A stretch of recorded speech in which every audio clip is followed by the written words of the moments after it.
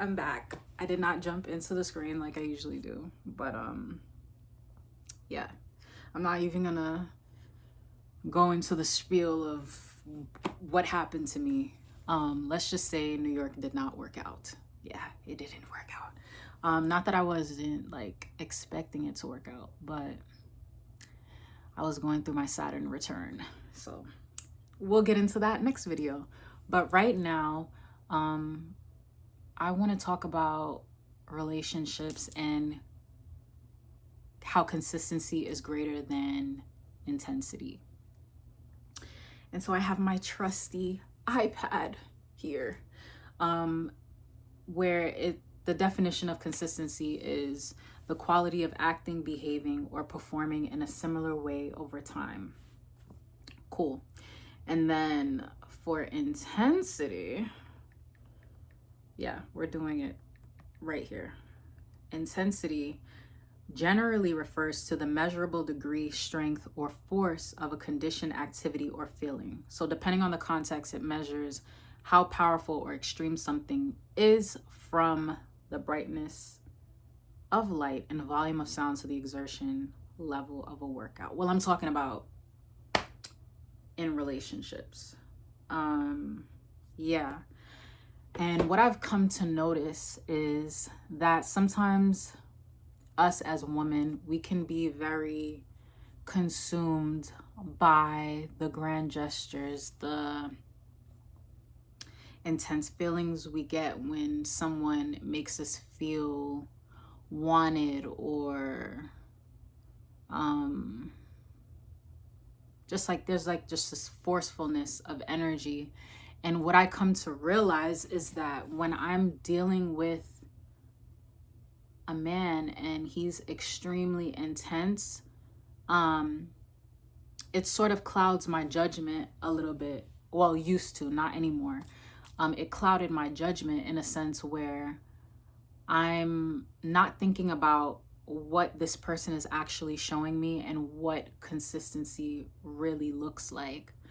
And it doesn't even have to come down to good morning text. It could just be certain behaviors, certain things that this person does that doesn't match up and align with what they're telling me. So an example, there can be a guy that you're seeing, or if you're a guy and you're interested in women, there could be a girl that you're seeing, and this person expresses their likeness for you, but their lifestyle and the way that they speak to you, it doesn't add up to that consistency. So they're saying, I want to be in a relationship, I want to be with you, and then the next day they're saying, well, what color underwear are you wearing?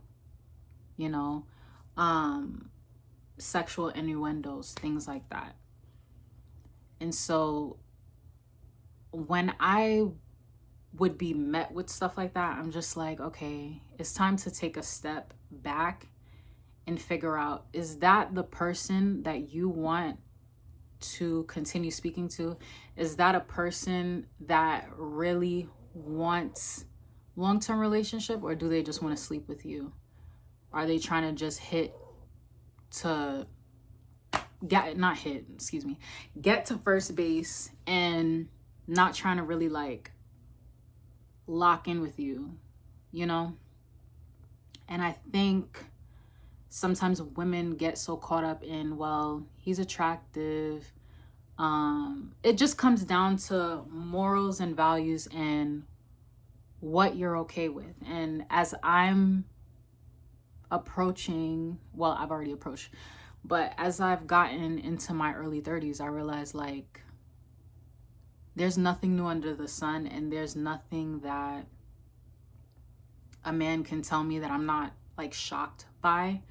And don't get me wrong, I haven't dated all men, obviously, but at this point, I'm able to see what serious looks like and what playful, joking around, just trying to see where they could fit in type of relationship. And I'm not for going with the flow. I know what I want. So coming back to how consistency is greater than intensity. The way to really acknowledge and see when someone is not being consistent is the follow through. That's pretty much it. The follow through, the little things, the simple things, the actions, the things that they notice, you know? When someone asks questions about you and is really curious about you and is not just trying to get in your pants.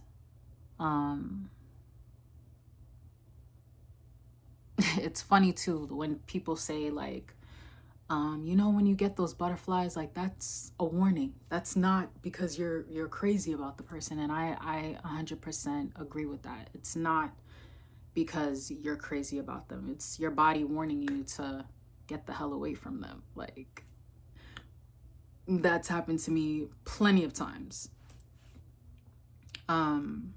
Yeah, so those are the ways that you can really spot it. Yeah.